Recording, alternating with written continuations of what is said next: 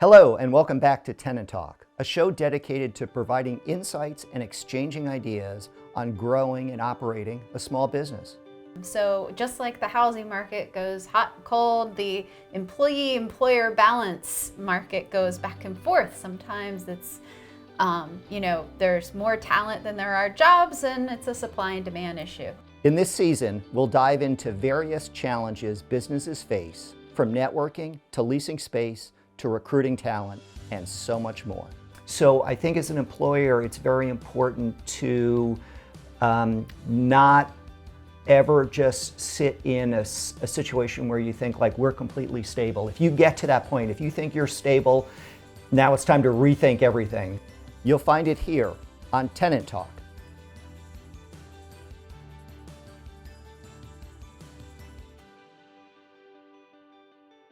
Welcome back to Tenant Talk. This is a series that really focuses on the needs of small businesses and provides a forum for them to exchange ideas. Hi, I'm Bill Singer. I'm with Kenwood Management. Welcome to our fifth show. On today's show, we're going to talk about employee retention and employee recruitment, a really important and challenging for many businesses topic in today's business world. So I'm excited about this topic. I'm very excited to hear what my co-host and guest Christina May has to say on the topic. Christina is CEO and president of Illuminate. Christina, thanks again for being here with me today. I'm excited about today's topic. It is top of mind for every small business owner. So let's just dive right in. Absolutely.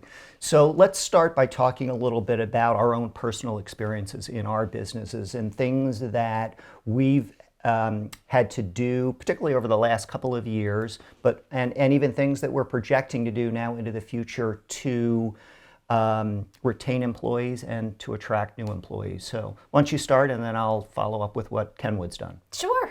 Well, the nature of our business has completely changed, like many over the past couple of years. So I think that a lot of the environment has to do with everyone suddenly realizing that remote work is, yes, indeed possible. It is not a pipe dream, and being forced as businesses to figure out how to be agile enough to provide a remote working environment while we were all at home for the last couple of years during the pandemic. And it's all totally uncharted territory for every single business. Anyone that says that this is something that they planned for, yeah, okay, could I borrow your crystal ball? Exactly. But we have had to change quite a bit. So we went from being geographically focused company to being kind of a 2 time zone focused company. And we have moved from everyone being in the office, like a regular 9 to 5, to everyone being remote. And in that time period, we had people move away and, just kind of tell you as an FYI, by the way, my address has changed. Send my checks to the following address. Correct. Have kids, get married, people have their lives have changed a lot. So I think what it did is it opened up the opportunity for both the employee and the employer. For the employer, for us, we totally embraced this transformation and moved to a remote model. We still have our location. We still have some employees that are local to the location, but we use our location differently now. And I mentioned in another episode that when we were talking about leasing versus buying space, that in that episode I mentioned that we were confined. We were getting to our busting point in our building, and it was really a difficult decision for me because as the building owner as well, it was like, well, great, I finally got this building exactly how I wanted it, and now we're too big for it. So now what? Cue pandemic, and everybody's working from home, suddenly no longer an issue. So we are now more of in a hybrid environment. So from that perspective, as far as that being on the employee side, it's opened up the opportunity for employees to realize that they are also not geographically bound to who they work for. There are more companies that have kind of embraced a totally remote or hybrid environment, and it might open up opportunities for themselves to go live, go travel, etc. So we embraced it as best we could, like everyone else, but it did not come without its bumps in the road, which I'm sure we'll get to a little bit later in the episode. So leave that as my teaser. So Bill, how about you?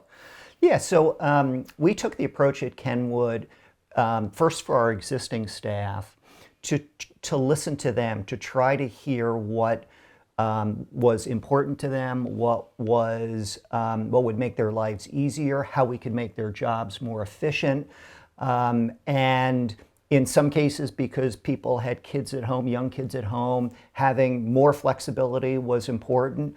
Others were fine coming into the office more frequently. Didn't mean they had to come all the time, but it also opened up because the majority of our employees are local, but some still had longer commutes, and some still had to deal with traffic-related issues.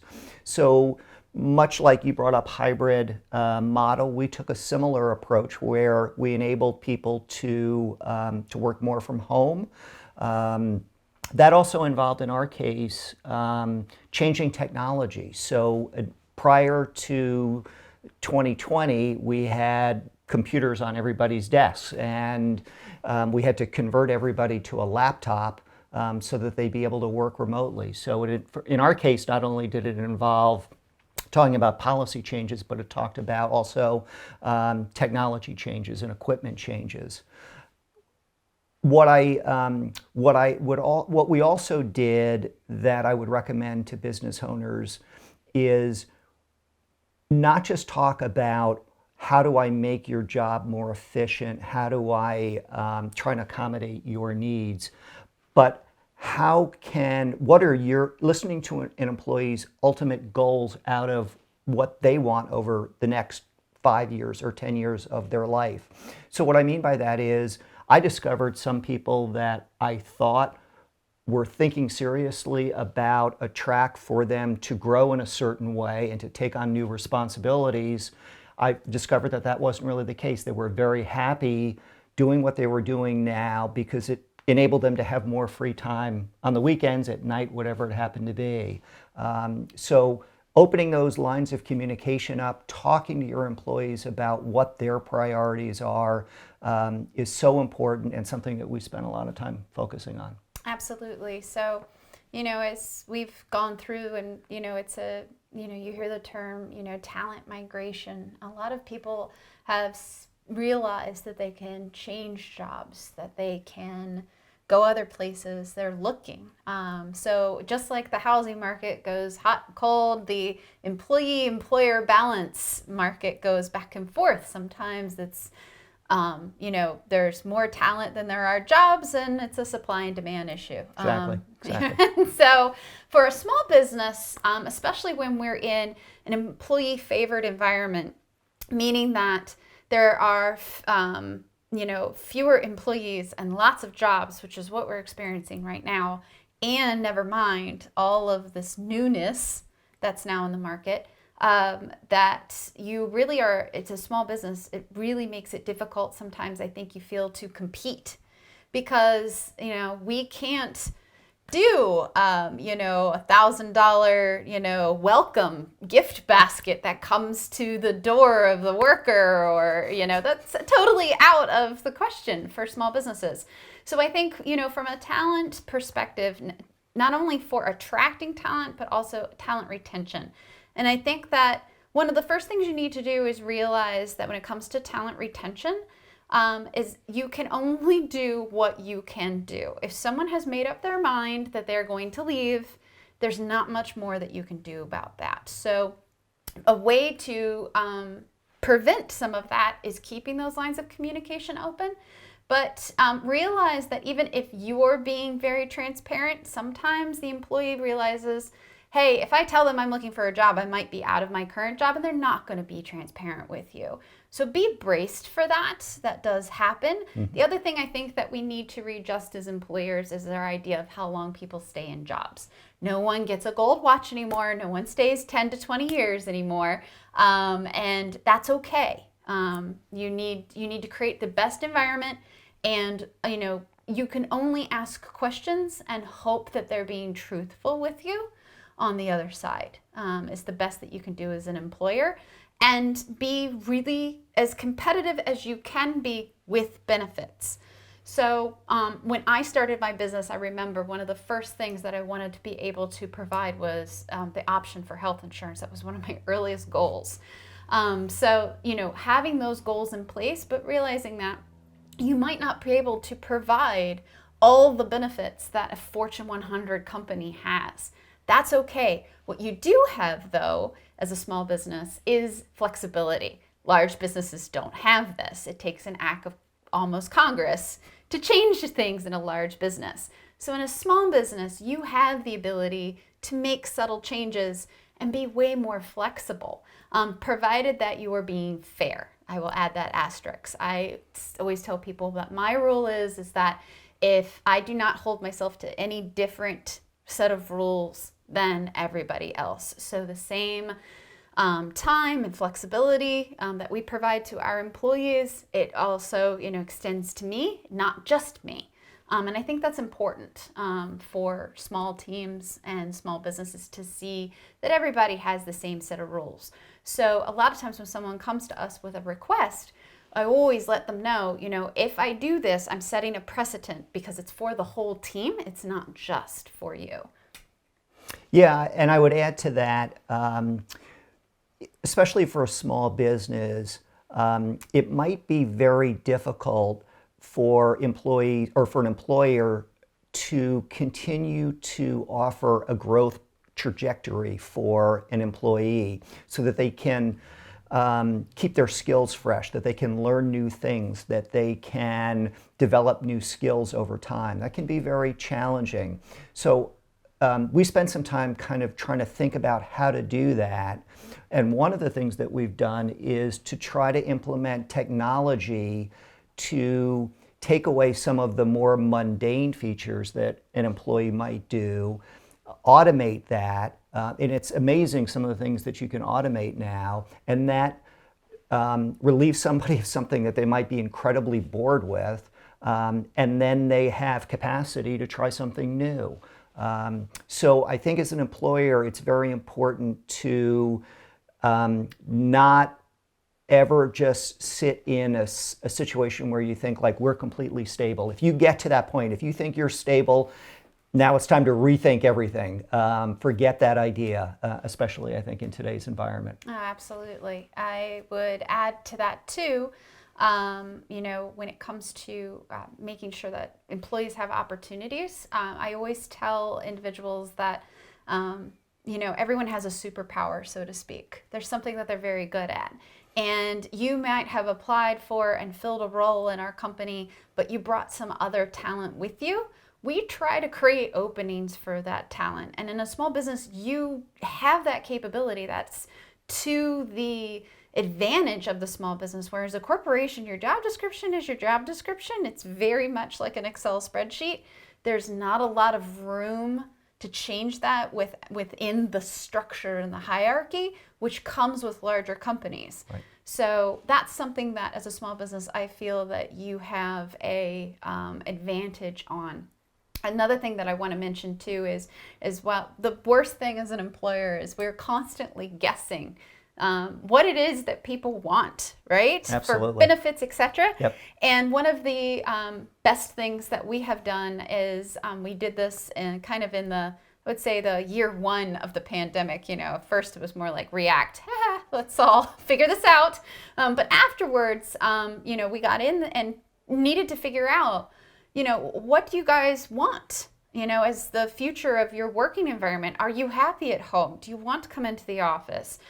For those of our staff, do you, even though you're far away, what does that impact? So having a survey, asking those questions, and just getting some feedback to help you plan especially when things are in the level of flux that they are, goes a long way, I think, not just for the employer from a planning perspective, because right now we're all guessing a little bit, but also for the employee, gives you a voice to be heard, to kind of think about, even maybe you haven't asked yourself. I know when we were a year in, everybody just kind of was like, okay, well, we have to go remote.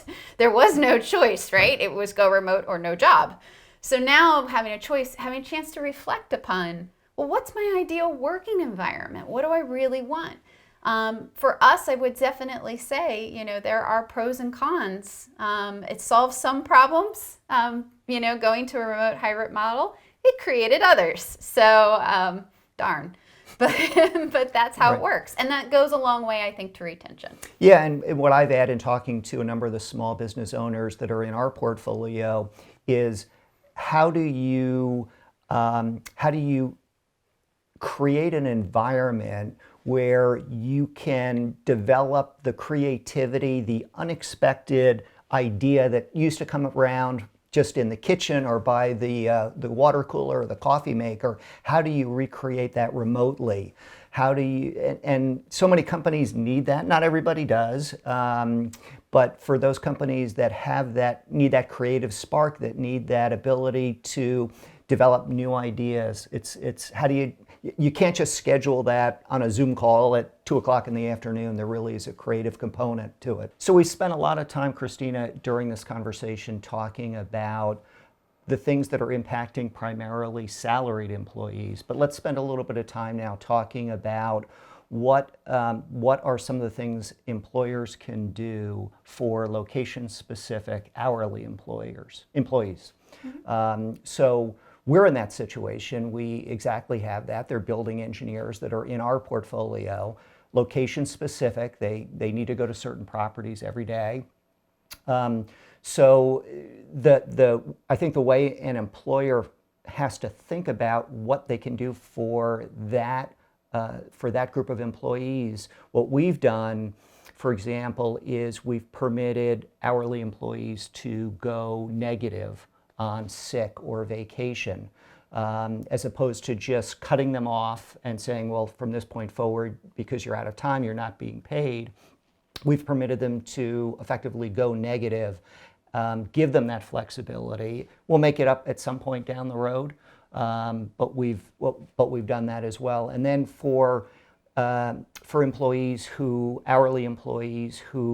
become more negative than maybe is comfortable for some business owners, we've tried to figure out additional jobs, things that they could do effectively on overtime to try to pay back that time, but to work through that negative vacation or sick time. So that's how we've tried to address it with hourly employees. I think too, when someone's job demands that they show up in person, and there's lots of those jobs, and I think many of those jobs were not very visible before. They're very visible now. Right. Everyone from, especially in the medical field, grocery, etc., but that extends to, the individuals who are filling orders in a warehouse, the individuals that are need to be, if you're a manufacturer and you have a plant, the plant doesn't run itself. What those businesses have been through is very, very challenging. And finding ways to be as flexible as you can within the inflexible nature of your business. So there's no denying the fact that, let's say an order comes in, somebody's got to fill it. But there's also automation opportunities possibly for you in those spaces. That's something to take a look at.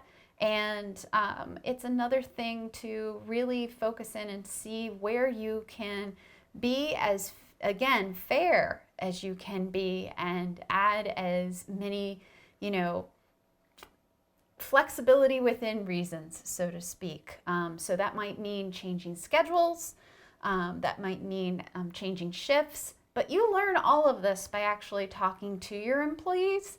And it might sound like it's a little scary to do, but just simply asking the questions And whether you find that's easier to do in a forum like a survey or informally in conversation, or if you're thinking about something as an employer, run it by a couple people. Hey, I was thinking about this, what are your thoughts on it? And doing that outside of your regular circle. I think sometimes as owners and managers, we, kind of protect ourselves in our circle.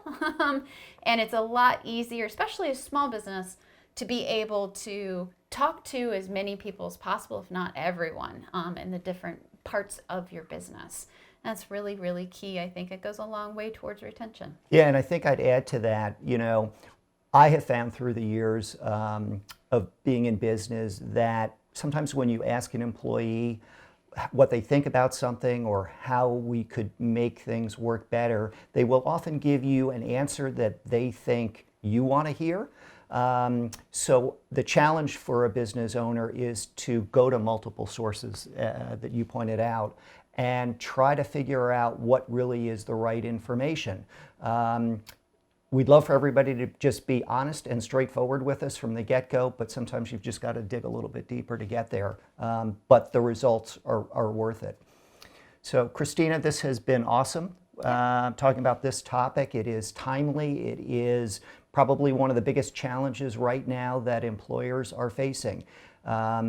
Employee retention, employee recruitment. So lots of good information here.